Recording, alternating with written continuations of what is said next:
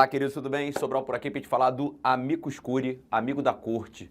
Se você vir a expressão amici curiae, A-M-I-C-I, nada mais é do que a expressão amicus curiae no plural. Ou seja, ao invés de amigo da corte, são os amigos da corte. Mas o CPC fala amicus curiae, só que volta e meia enxerga por aí a expressão amici curiae, nada demais, é só a expressão amicus curiae no plural, beleza? Tá.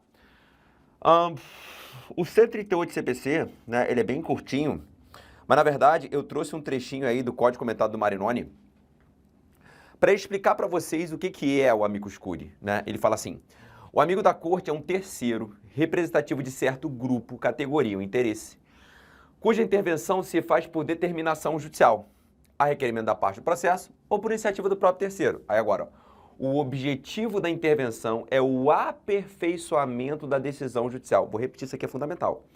O objetivo da decisão é o aperfeiçoamento da decisão judicial, subsidiando o magistrado e o processo com argumentos e considerações mais profundas para adequada definição do litígio.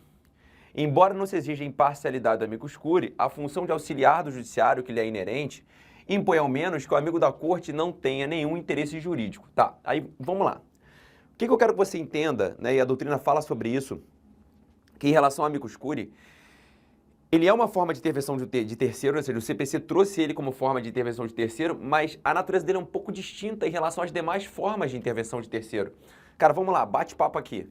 A gente estudou já assistência, denunciação da lide e chamamento ao processo e incidente de consideração da personalidade jurídica, né? Vamos lá. Quando eu falo assistir, eu penso em auxiliar. É alguém que quer auxiliar uma das partes, não é isso? Na denunciação da lide é quando eu quero chamar o responsável por uma eventual ação de regresso. Junto até aqui? No chamamento ao processo é quando eu chamo o devedor principal ou os coobrigados. Na solidariedade, o fiador chama o devedor principal ou os coobrigados. E no incidente de consideração da personalidade jurídica é quando eu quero afastar a pessoa jurídica para atingir a pessoa do sócio. Perceba, olha só o que eu quero mostrar para vocês. Todas essas formas, agora é raciocínio, todas essas formas de intervenção, em algum momento, olha aqui, ó, o assistente, o denunciado, o chamado ou o sócio, eles estão entrando no processo para ajudar o juiz? Ah, Sobral, essa é a pergunta. Vamos lá. O assistente está entrando para ajudar uma das partes. O denunciado, coitado, ele está entrando para cumprir eventual direito de regresso do denunciante. O chamado é o devedor principal coobrigado. E o sócio vai pagar a conta da pessoa jurídica. Alguém que está ajudando o juiz? Não. E aí, por que a doutrina fala que o chamamento ao processo, o amicus curiae tem uma natureza distinta? Porque a entrada do amicus curiae no processo é para dar subsídios ao juiz para proferir uma melhor decisão. Vamos lá, tocar num tema delicadíssimo aqui no Brasil, aborto, né? Se você vai debater aborto no Brasil, então assim, pegando os lados, né, para um lado e para o outro, você vai, por um lado, admitir entidades religiosas, né, e por outro, entidade de proteção dos direitos das mulheres, né? Existe o argumento de direito fundamental da mulher, a interrupção da gravidez. Não estou aqui para discutir isso, só estou te mostrando posições antagônicas. E por que é importante, ainda mais num tema dessa natureza e sensível dessa forma, você ter manifestações de entidades religiosas e de entidades que defendem o direito das mulheres? Exatamente para que o juiz ou magistrado possa conhecer todas as fundamentações possíveis e proferir uma melhor decisão. Então, entendeu agora que a função, olha o nome, amicus curiae, amigo da corte. A função é dar subsídios ao magistrado para decidir. Então, ou seja, o que essa forma de intervenção tem a ver com essas aqui, gente? Nada, concorda comigo? Então, por isso é que a doutrina fala, alguns até dizem que sequer intervenção seria, mas o CPC colocou como intervenção, na prova que é como intervenção. Ponto final. Mas se você já enxergar essa natureza, eu vou ficar feliz porque você está raciocinando, né? Eu não quero só que você decore. Claro que precisa memorizar para acertar na prova. Mas se entender a lógica, vamos lá, mais uma vez. Assistência, denunciação da lide, chamamento ao processo e DPJ. O assistente entra para ajudar uma das partes. O denunciado entra para pagar a conta do direito de regresso. O chamado é o devedor principal coobrigado. E no IDPJ você afasta a pessoa jurídica para botar na conta do sócio. Cara, tudo é entre as partes aqui.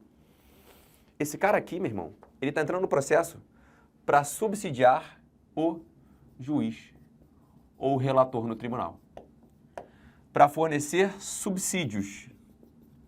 Subsídios, elementos para a decisão.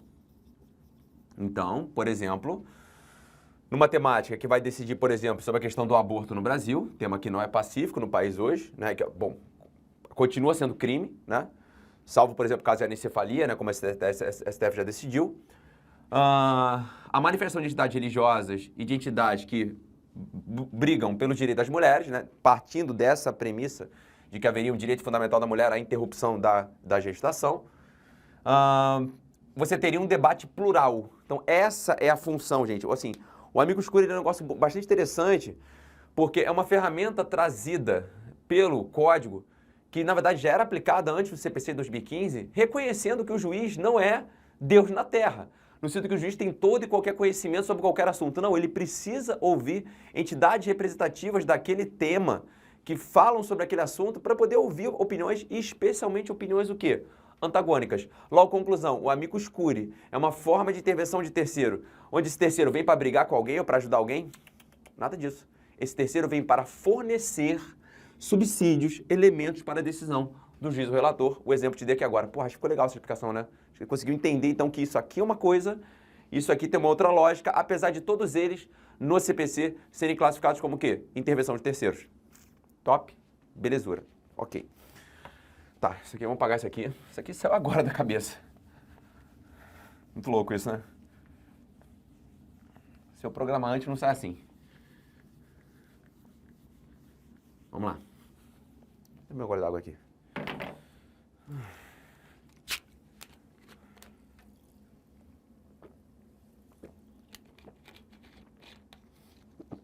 Vamos lá. Tá bom, então botei aí o trecho do Código Marinoni. Vamos dar uma olhadinha agora lá no 138. Então ele fala assim: o juiz ou relator, considerando a relevância da matéria, então perceba, quando ele fala juiz ou relator, é porque vai caber, gente, tanto na primeira instância, no juízo singular, como no tribunal, né? Senão, é por isso que ele falou, o juiz ou o relator. Considerando a relevância da matéria, a especificidade do tema objeto da demanda, ou a repercussão social da controvérsia, poderá, e já vou avisar, eu vou comentar sobre essa história aqui, ó, por decisão irrecorrível, de ofício ou a requerimento das partes ou de quem pretenda manifestar-se, solicitar ou admitir a participação de pessoa natural ou jurídica, órgão ou entidade especializada com representatividade adequada no prazo de 15 dias de sua intimação. Bora devagar. Vamos lá. Então, vou pegar aqui. Vou montar esse quadro aqui. Deixa eu ver como é que eu vou fazer. Tá, pensei. Não, preta. Vou botar assim, ó.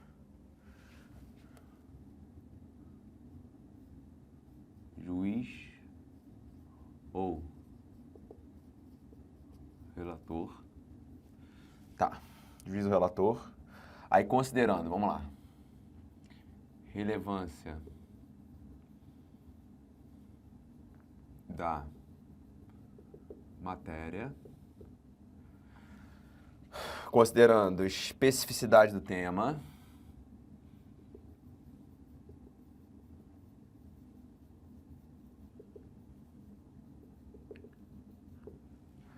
ou considerando repercussão social da controvérsia,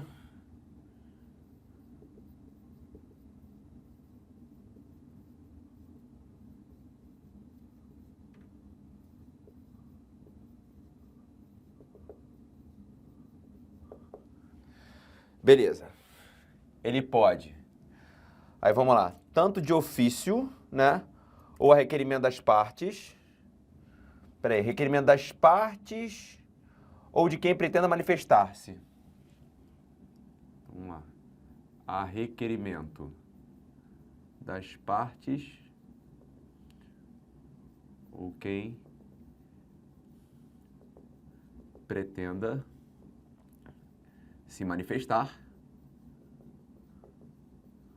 Ou ele pode fazer isso de ofício. Tá, aí alguém pode ter dado uma confusão agora, um bug na cabeça, já tô imaginando aqui. Sobral, como assim? Requerimento das partes, ou que pretende manifestar, ou de ofício? Cara, vamos dizer que chegou lá no Supremo Tribunal Federal. Cara, até existe uma DPF que está discutindo a questão do aborto. Rapaz, é a... Calma. 442, se não me falha. Deixa eu ver se eu acerto. A DPF 442, cara. Deixa eu ver se é essa mesmo. Vê agora a mente isso aqui. A DPF 442. A descriminalização... Cara, eu fico tão feliz quando eu acesso meu HD aqui. A descriminalização do aborto pela via judicial no Brasil. Foi uma DPF ajuizada pelo PSOL em 2017, né? Que pretende a descriminalização do aborto voluntário até o 3º mês de gestação. Exatamente. Essa questão está no Supremo, né? Então, a DPF, né, só pode estar no Supremo. Então, exemplo, né? A requerimento das partes, né? Então, o PSOL, por exemplo, que é parte no processo, poderia pedir a manifestação de uma entidade qualquer? Ou essa própria entidade poderia pedir a sua manifestação? Ou o relator lá no Supremo Tribunal Federal poderia pedir a manifestação de uma determinada entidade, entendeu? Só que vamos lá, gente. Aí, cara, vou ter que dar uma apertada aqui agora, não tem tempo de correr. Ai, meu Deus, como é que eu explicar isso pra vocês, pra ficar fácil? Uma coisa é eu falar um processo subjetivo, outra coisa é falar um processo objetivo. Ai, meu Deus, o que é isso? Processo subjetivo é que vocês, a grande maioria, tem noção do que é. Uma pessoa brigando contra outra pessoa, né? Então, processo subjetivo, de sujeito. E toda vez que falar direito subjetivo, tá ligado à pessoa, tá? Sujeito, tá bom? Direito subjetivo, pessoa. Então, processo subjetivo é aquele que envolve duas pessoas. Então, cara, imagina, sei lá, um processo qualquer, criminal, onde você está discutindo o aborto de uma mulher que praticou aborto, crime de aborto, né? E aí essa mulher chega ao Supremo Tribunal Federal, pela via do recurso extraordinário, né? Então, de um lado, o MP metendo uma acusação nela, mas MP é órgão. Cara, mas é processo subjetivo, né? Porque o processo subjetivo você vai impugnar a norma, né? Então, uma briga do MP, que é o órgão estatal, vamos falar assim, com o órgão de acusação, contra essa mulher sendo acusada ali de crime de aborto, e ela alega direito fundamental de interrupção da gestação até o 3º mês, ok? Tá. Nesse processo subjetivo, a gente pode, lá no Supremo Tribunal Federal, pedir a manifestação de amicus curiae? Pode. Ou de amicus curiae no plural? Pode.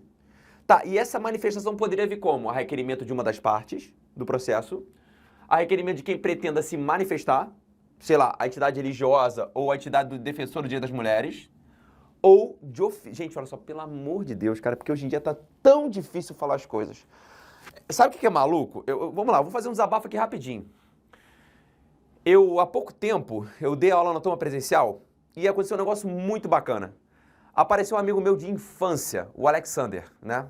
Alexander, aí vamos lá, a geração está tão difícil que eu me peguei assim com dificuldade de falar, com medo, instintivamente, de alguém apontar o dedo, o negócio tá muito maluco. Então o Alexander é um cara um pouco mais velho que eu, né? Cresceu comigo, meu camarada de infância, meu amigo, meu camarada. Só que assim, caminhos da vida, cada um foi para um lado, e agora a gente se encontrou, ele estava estudando para concurso, ele participou de um projeto comigo. Eu falei, cara, quando eu encontrei com ele, negão. Aí quando eu falei negão, ai meu Deus, ai meu Deus, ai meu Deus. Eu juro, foi instintivo. Eu falei assim, ai meu Deus, alguém vai me chamar de racista. Sendo que eu chamei o Alexander de negão a vida inteira. Porque ele é negão. E não tem problema nenhum. E sempre foi assim. No futebol, porra, negão, toca a bola, negão. Carioca, né? Não existe qualquer conotação racista nisso. Meu amigo frequentou minha casa, eu frequentei a casa dele. E na nossa época, lá na década de 80, velho, quando era criança, 90, não se tinha a coisa dessa forma. Eu não estou dizendo que não existe racismo no Brasil. Eu estou dizendo que o negócio está num ponto, de uma maneira tal, que quando eu fui chamar um amigo de infância de negão, eu fiquei assim, ó. Porque toda hora tem uma galerinha com probleminha na cabeça querendo apontar dedo. Aí, tu... Então, assim, tu vai falando na aula, já começa a pensar. Sobral agora está dizendo que as entidades defensoras do Direito das Mulheres querem que as mães abortem. Puta que pariu. Ah, tá difícil dar aula. Não tenho dúvida que passou na cabeça de um isso aí, não tenho dúvida. O negócio tá muito maluco. O negócio tá muito maluco. Muito, muito, muito maluco. Esses dias um professor famoso, cara bom pra caramba, entrar no Instagram dele. Gente do céu, é um negócio muito insano. Eu percebi que você não segue quase nenhuma mulher negra. Mas puta que pariu, eu tenho que seguir a pessoa. Não foi pra mim não, foi pro cara. Eu li aquilo e falei, gente do céu. Ele postou, né? Gente, é muita maluquice, né? Tá muito louco o negócio. Calma aí, então vou seguir pela cor da pele. Então deixa eu ver. Gente, peraí, cara. Peraí. Então assim, a gente tá virando literalmente a sociedade doentia. Tá doentio o negócio. Então, porra, eu na condição de professor agora eu tô aqui, meu Deus, agora eu vou falar isso aqui, aí vai ter alguém que vai assistir minha aula e vai falar, nossa, porque o Sobral disse que a entidade defensora das mulheres tem direito de abortar. Mas, cara, por favor, gente, tá? Vamos pular a parte da maluquice, cada um deixa a maluquice dentro da caixinha quando começar a aula e vamos falar da aula. Ah, isso não tem nada a ver com você, mas, cara, eu tô falando pra milhares de pessoas aqui e eu conheço. Sei como é que as coisas são. Tô te falando, porra. Esses dias o professor teve que postar na internet, printar a tela e mostrar. Gente, olha o que eu acabei de receber. O cidadão entrou no meu Instagram e veio stalkear as pessoas que eu sigo e questionar porque eu não sigo nenhuma mulher negra. Porra, meu irmão. Tá muito maluco o negócio. Então a gente tá caminhando pra um lugar que, assim, o negócio pra mim tá piorando. Racismo não tá melhorando, tá piorando, tá ficando um negócio cada vez mais insano. Porque, infelizmente, o racismo ainda existe, é estrutural, é um negócio muito maluco, só que agora tá tendo essas posições extremistas muito loucas. E aí você que fala pro público fica nesse medo, o tempo inteiro medo. Como eu me peguei com um amigo de infância, meu camarada, abracei ele. Mas eu vou ter falado, qual é, negão? Fala baixinho no ouvido, porque senão alguém vai te chamar de racista. Porra, velho. Então, galera, né, vamos viver em paz em sociedade, né? Deixa as situações de racismo para que efetivamente elas são, que infelizmente acontecem. Com frequência ainda no Brasil, infelizmente ainda acontece. Não faltam exemplos. A gente precisa criar problema onde não existe. Ah, falei mesmo, porra. Porque é uma merda você ficar dando aula e ficar assim, não, vai ter alguém que vai mandar um e-mail, vai reclamar, que não sei o quê. Então, porra. Então, enfim, né? Então, se você mulher não é a favor do aborto, eu não estou falando meu posicionamento aqui, não estou falando, não cabe a mim informar isso. Eu tenho que respeitar tanto quem está me assistindo, que é a favor, como quem é contra. Eu não estou aqui para isso. Mas existem entidades que se manifestam a favor e se manifestam contra. Eu estou aqui na função só de trazer informação. Ufa. Vamos lá, até me perdi. Então, nesse processo, ele está lá discutindo, né, a possibilidade, né, de realização da interrupção voluntária da gravidez até o 3º mês de gestação, blá, blá, blá. Como, por exemplo, está discutindo isso no Supremo Tribunal Federal na DPF 442, se quiser dar uma olhadinha lá, foi uma DPF ajuizada pelo PSOL. Por que na DPF é juizada pelo PSOL, gente? Ali não é um processo subjetivo, e sim um processo objetivo, né? Qual vai ser a diferença disso? Na DPF, olha aqui, ó, eu vou escrever, eu vou apagar. Na DPF, o legitimado lá do artigo 103 da Constituição Federal, que no caso tem como autor o PSOL, POL, né? Tem como autor o PSOL, ele ajuizou uma DPF contra uma norma. Porque ele quer obter uma determinada interpretação do ordenamento jurídico no sentido de que a interrupção voluntária da gravidez até o 3º mês da gestação não configura crime de aborto. Entendeu? Então, ou seja, em ADI, né, ação direta de inconstitucionalidade, ADC, ação declaratória de constitucionalidade, ADPF, arguição de cumprimento de preceito fundamental, você tem chamado processo objetivo. Porque importa o que eu estou argumentando aqui, eu estou questionando normas. Né? Então, o que eu preciso você ter em mente aqui? Eu vou ter que abrir esse parênteses para poder explicar um negócio daqui a pouco aqui. Processo subjetivo é o comum, é o dia a dia que você enxerga. Fulano brigando contra Beltrano, né? O MP metendo ação penal na mulher, né? O vizinho brigando com outro vizinho por causa do muro, querendo uma indenização. Isso é processo subjetivo. Processo subjetivo chega ao Supremo Tribunal Federal, em regra, pela via do, me deixa feliz, STJ, STF, pela via do recurso extraordinário, né? Então, apelação, recurso especial, recurso extraordinário. Então, recurso extraordinário é um mecanismo natural para chegar ao Supremo num processo subjetivo. Enquanto o processo objetivo, ele já começa no Supremo. Tá dando para entender aqui, a galera que não é muito acostumada com essa linguagem? Tá. Isso vai ser importante daqui a pouco. Então, quando eu falar de processo subjetivo, você vai pensar em recurso extraordinário. Uma briga de vizinho, um processo criminal, alguma coisa nesse sentido. Quando eu falo de processo objetivo, você vai pensar em ADI, ADC, ADPF, porque são processos que não tem uma pessoa brigando com outra. É um processo que está analisando o quê? Norma. Se aquela norma está ou não está de acordo com a Constituição. Um controle de constitucionalidade. Beleza aqui? Ok. Então vamos lá.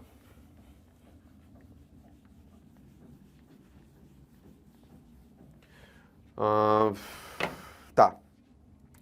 Vamos voltar aqui. Então, o juiz ou relator, considerando a relevância da matéria, especificidade do tema ou da demanda, ou repercussão social da controvérsia, botei aqui, poderá, por decisão irrecorrível, aí eu vou explicar disso, de ofício ou a requerimento das partes ou de quem pretenda manifestar-se, solicitar ou admitir. Então, solicitar quando o próprio juiz pede, ou relator. Admitir quando alguém pediu e ele admite a entrada, né? Perceba, ele falou decisão irrecorrível solicitar ou admitir. Ele não falou inadmitir, percebeu? Ele falou solicitar ou inadmitir, ou admitir. Inadmitir, então, por exemplo, se, sei lá, a Confederação dos Bispos do Brasil, nem sei se existe isso, né? Ela pedir a entrada como amicus curiae num processo lá no Supremo que está discutindo a legalização do aborto, né? Ou a entidade tal, defensora das mulheres, lá pedir a entrada no Supremo. Isso configura uma decisão de inadmissão. Dessa decisão cabe recurso? Mas, Sobral, por que a discussão? Pelo seguinte, o CPC, ele falou que a decisão é recorrível que solicita ou admite. Ele não falou da decisão que inadmite. E aí surgiu essa questão. E eu já vou te dar um posicionamento para você marcar na sua prova e vou te mostrar a questão de prova, para você ver como é que esse negócio cai, tá? Então, vou ler de novo. O juiz ou relator, considerando a relevância da matéria, especificidade do tema objeto da demanda, ou repercussão social da controvérsia, poderá, por decisão irrecorrível, de ofício ou requerimento das partes, ou de quem pretenda manifestar-se, solicitar ou admitir a participação de pessoa natural ou jurídica, órgão ou entidade especializada, com representatividade adequada, no prazo de 15 dias da sua intimação. No prazo de 15 dias da sua intimação. Então, deixa eu terminar de montar esse quadro aqui. Ele pode, vamos botar aqui, ó, solicitar. Ele pode solicitar. Ou ele pode admitir. Ele pode solicitar ou admitir pessoa.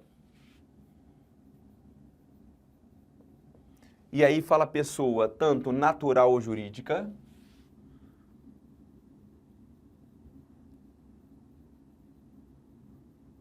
Pessoa natural ou jurídica. Órgão ou entidade especializada.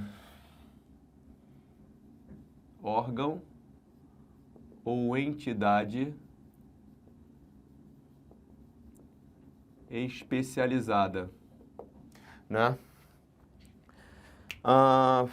E essa solicitação ou admissão, né?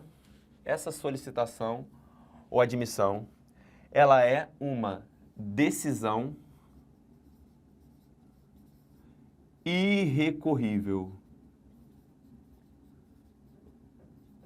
Essa solicitação ou admissão é uma decisão irrecorrível, tá? E aí, a manifestação, né? Ela vai ocorrer no prazo de 15 dias, no prazo de 15 dias da intimação.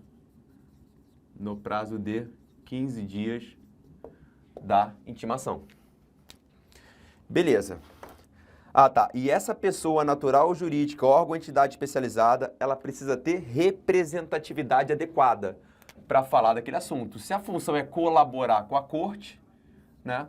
Então ela tem que ter representatividade adequada para falar sobre aquele determinado assunto. Beleza, mas o que eu quero deixar claro aqui? Falou a decisão que solicita ou admite. Tá. Decisão irrecorrível. Tá. E a decisão que inadmite. já começando pelo final, as questões de prova não estão se comprometendo nesse assunto. Como é que é, Sobral? É exatamente isso. As questões de prova não estão se comprometendo nesse assunto. Por quê? Porque o negócio não está claro no âmbito do Supremo. Como assim, Sobral? Vou te provar. Primeira coisa, você consegue perceber que o CPC, letra fria, só falou solicitar ou admitir. Ele não falou inadmitir. Então eu vou te mostrar, eu tenho 2 julgados do Supremo aqui. Um julgado de 2018 e outro julgado de 2020. Os julgados são muito famosos, são muito falados. E eu acho que ali, vamos lá, eu busquei como fonte lá o Dizer o Direito, né, do Márcio, que faz um trabalho impecável, né? Eu sou fã do Márcio, ele nem sabe, mas eu sou fã dele. Pô, o cara facilita muito a nossa vida de pesquisa de jurisprudência, né? Tu vai lá no buscador, baixa tudo lá. Só que eu faria um acréscimo, né, no que ele escreveu no artigo lá sobre essa parte, que foi um detalhe que, na minha opinião, ele acabou não observando. Mas eu vou fazer essa observação para vocês agora. Pelo seguinte, ó. Pega aí o material de vocês. Eu coloquei... Cadê o negócio aqui? Eu coloquei aqui, ó. Deixa eu abrir aqui no material. Não lê essa questão ainda não. Olha que eu botei aí, eu citei a fonte Zero Direito. Cabe recurso contra a decisão do relator que admite o ingresso do amicus curiae? Vamos lá, gente. Aqui admite, cabe recurso? Não. É letra fria do CPC. A decisão é irrecorrível. Aí o Márcio fala, não. 138 CPC. Tá. E a decisão que inadmite? Eu até negritei e sublinhei para vocês aí. Cabe recurso contra a decisão do relator que inadmite o ingresso do amicus curiae? Aí ele fala assim, ó. O STF, em julgado do informativo 985, decidiu que sim. Que é o informativo 985 de agosto de 2020. Ele falou, é recorrível a decisão denegatória do ingresso do feito com a amicus curiae. Ou seja, o cara que tentou entrar e não foi admitido, ele pode recorrer. Entendeu? Então, nessa primeira interpretação, a decisão que inadmite seria recorrível. Ah, Sobral, show de bola, então já podemos falar que cabe. Calma, continua. Só que depois o Márcio fala assim, essa posição é pacífica? Ele fala, não. Explico. Em outubro de 2018, 2 anos antes, o plenário do STF, tudo foi plenário a casa inteira, decidiu que tanto a decisão do relator que admite, como a que inadmite o ingresso do amicus curiae é irrecorrível. Pô, Sobral, então temos uma divergência no Supremo. Então, nesse ponto, Márcio, permita-me discordar um pouquinho de você.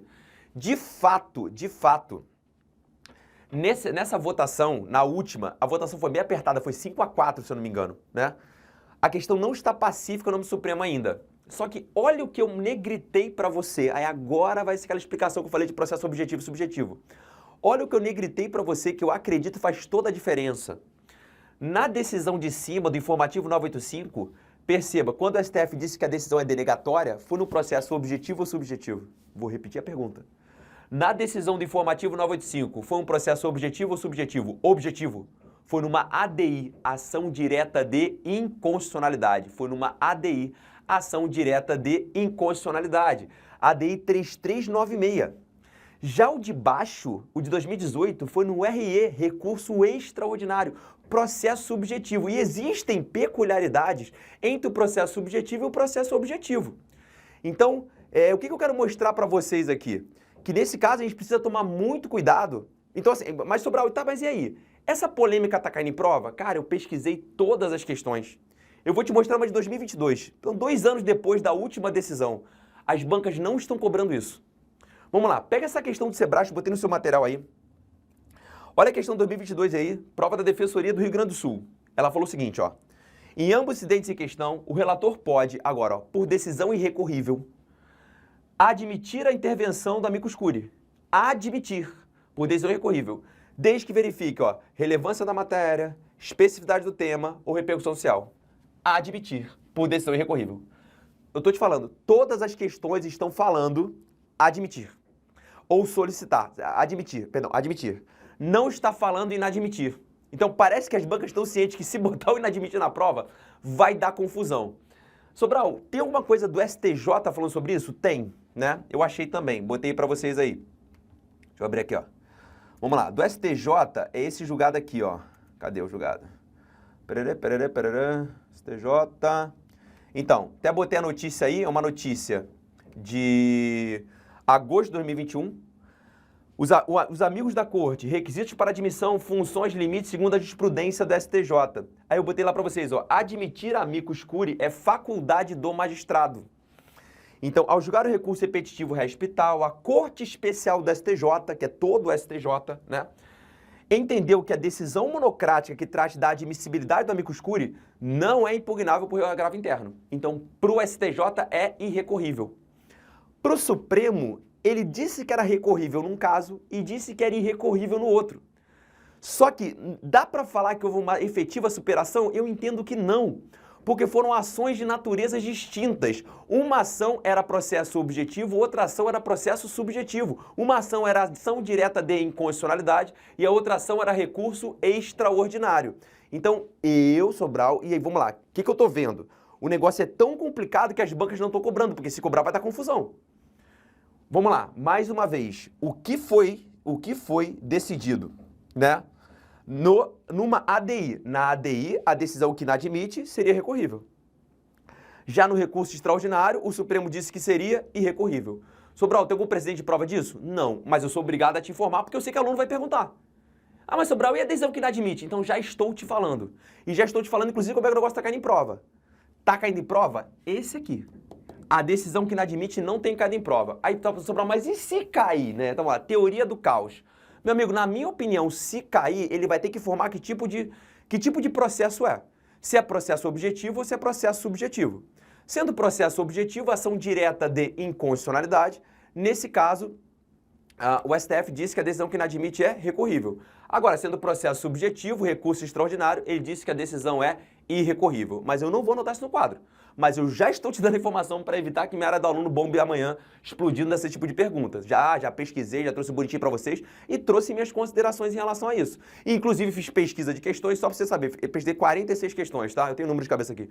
46 questões nesse tema e as questões não entraram nesse mérito, não entraram nessa confusão, porque realmente o tema não está pacificado. Mas, vamos lá, o STJ... Nessa notícia de 2021, eu trouxe para vocês aí, disse a Corte Especial da STJ, se perguntar conforme a STJ, que a decisão realmente que aprecia não cabe agravo interno, a decisão seria irrecorrível, beleza? Ok. Tá bom, vamos lá. Além disso, o que eu ainda quero marcar com você aqui? Vamos lá agora no... descer aqui um pouquinho, no parágrafo primeiro ele fala assim, a intervenção de que trata o caput não implica alteração de competência, nem autoriza a interposição de recursos, ressalvada a oposição de embargos de declaração e a hipótese do parágrafo terceiro. Ou seja, se entrar a união no processo, né? A união define a competência e a razão da pessoa, Justiça Federal. Isso vai deslocar a competência para a Justiça Federal? Não, é isso que ele está falando. Por isso que ele fala, não altera a competência. Então, a intervenção do amicus curiae, se for alguém que tenha competência e razão da pessoa, como, por exemplo, a união, artigo 109 da Constituição, as demandas são julgadas pela Justiça Federal, isso não vai deslocar, por exemplo, um processo da estadual para a Justiça Federal, porque houve intervenção da União como amicus curiae. Beleza? Show de bola? Ok. Então vamos lá, vamos anotar isso aqui. Deixa eu separar esse quadro. Parará. Vamos lá. Intervenção do amicus curiae.